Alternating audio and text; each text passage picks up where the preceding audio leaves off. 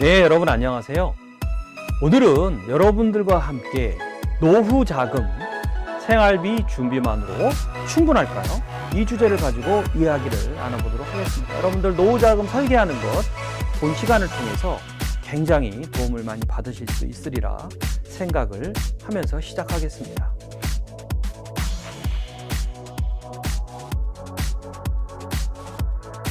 오스카 와일드라는 분 알고 계십니까? 미국의 유명한 소설가입니다. 이 문구를 보면 여러분들도 아실 수도 있는데요.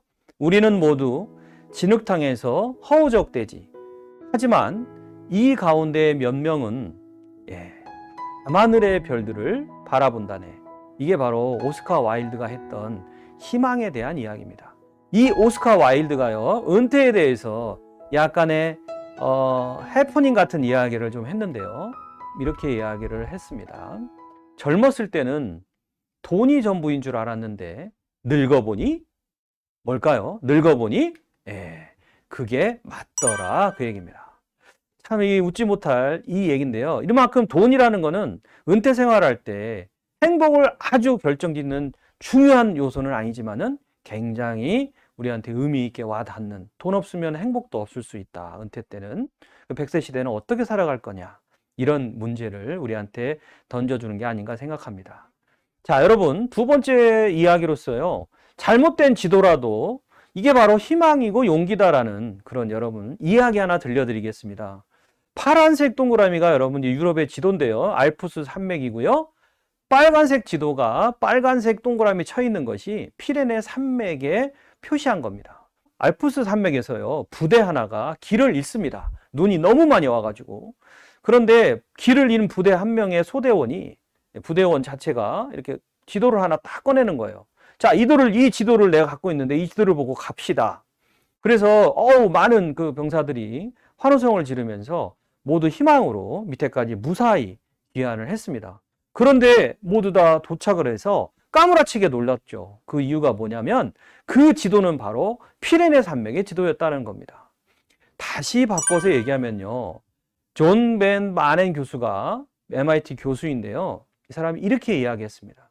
이 지도는요, 잘못된 지도라도 절망에 빠지는 대신해서 행동에 나설 수 있는 용기를 만들어낸다. 그래서 우리가 은퇴 설계를 하는 것도 허황된 이야기나 허황된 꿈일지라도 그것을 갖고 있고 품고 있고 매일 보다 보면 그것이 이루어질 수 있는 희망이지 않을까, 이렇게 생각을 해봅니다. 여러분도 희망을 한번 가져보시죠. 자, 그래서 여러분들과 같이 희망을 버킷리스트에 작성하시는 것도 굉장히 노후 생활에 필요한 건데요. 나의 은퇴의 버킷리스트, 10km의 마라톤에 참여하고 완주해보기, 아내와 세계 크루즈 여행 한 달간 다녀오기, 그 다음에 제주도 한 달간 살아보기, 색스폰 또는 기타 연주하기, 그 다음에 블로그 운영해보기 등등, 매일매일 일상생활 속에서 내 은퇴 후에 어떤 것들을 해나갈 건가를 30개도 좋고 50개도 좋고 써가시면서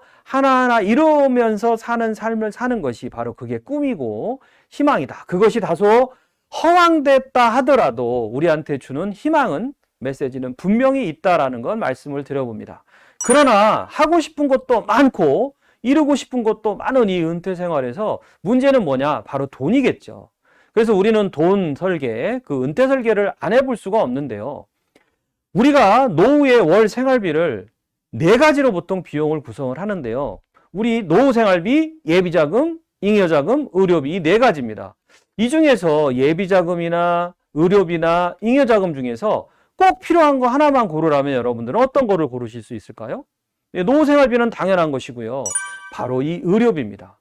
예비자금이나 잉여자금은 좀 없더라도 궁핍하게 살거나 쓰지 않으면 상관없는데 의료비는 아프면 치료를 받아야 되지 않습니까? 그래서 이 의료비에 대한 설계가 반드시 필요한데요. 자, 노후생활비 한번 그럼 구체적으로 설계해보죠. 국민연금연구원에서 2020년도 기준입니다. 지금 2년 정도가 지났기 때문에 약간 조금 더 늘어났을 수도 있지만요. 물론 그때 기준으로 해서요, 최소 수준의 노후생활비와 적정 수준의 노후생활비, 이 2가지로 구분이 되는데요. 부부 기준에서 보겠습니다. 최소는 195만 원 한 달에, 적정 수준은 268만 원 정도가 나옵니다. 어떠세요, 여러분? 이만큼을 준비해야 된다라고 생각하십니까? 아니면은 조금 내 생각보다는 많다 적다 이런 느낌이 좀 드실 텐데요. 중요한 것은요, 여기에 단서 조건이 있다는 겁니다. 대출이 없어야 됩니다. 이 기준에 입각해 살려면. 두 번째는 자녀가 경제적으로 독립을 해서 지원이 필요 없어야 되고요. 마지막으로 건강하셔야 됩니다. 자, 대출이라든지 자녀 경제적 독립은 뭐 그럭저럭 해결이 될 수 있습니다만은 건강 문제는 이게 내 의지대로 되기가 어렵기 때문에 건강에 대한 설계도 반드시 추가적으로 들어가 봐야 되는데, 자, 평생 의료비의 절반을 65세 이후에 사용합니다. 55.5% 정도가 사용한다는 얘기인데요. 보통 남자든 여자든 한 1억 정도 쓴다고 해요. 뭐를? 평생 의료비를. 그 중에서 절반이 넘는 55% 정도를 의료비로 사용할 수밖에 없다라는 겁니다. 왜냐하면 나이 먹으면은 점점점 의료비로 쓸 확률이 점점 많아지니까요.